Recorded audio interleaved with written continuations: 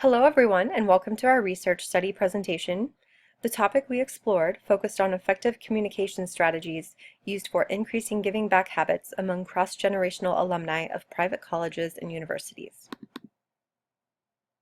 To start, we first acknowledged the challenges that come with recruiting and maintaining a supportive alumni base. Along with graduates varying widely in key demographics such as age, geographic location, and socioeconomic status, we also found they bestow dissimilar values, interests, beliefs, behaviors, and attitudes in various realms of life that largely stem from the era in which they were born. And given this array of distinctions, alumni associations are obliged to find specific ways to target, recruit, and communicate to a multi-generational audience of potential members and donors. And because each of the researchers of this study has a personal connection to Nebraska, alumni from various private institutions throughout the state were selected as participants of the study.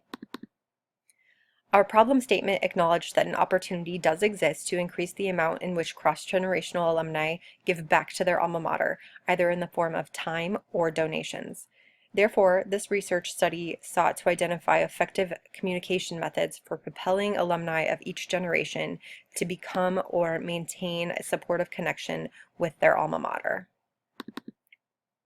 After conducting in-depth secondary research, we found that information pertaining to preferred communication methods of private college or university alumni is scant, and information broken down by generational group was especially lacking.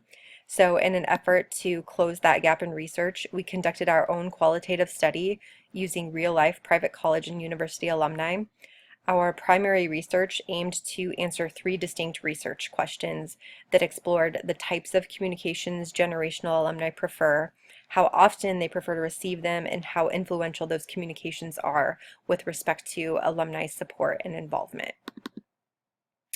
Our hope was that the answers to our research questions would provide the evidence needed to identify what the most effective communication methods are for increasing and maintaining the involvement of alumni and how those methods differ across generations. For your knowledge, here is a breakdown of the age ranges from each generation. In our secondary research, we explored three key areas pertaining to effective college and university alumni outreach methods, the current strategies used to connect with alumni, the preferred modes of communication across generations, and the generational differences in alumni engagement. A large portion of research studies attest to the power of integrating social media to strengthen alumni engagement and stimulate giving.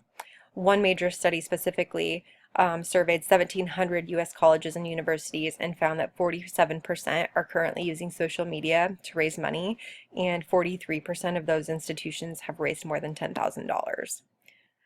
Along with successful outcomes, a major draw in communicating to alumni via social networks is the cost effectiveness and immediacy to reach target segments.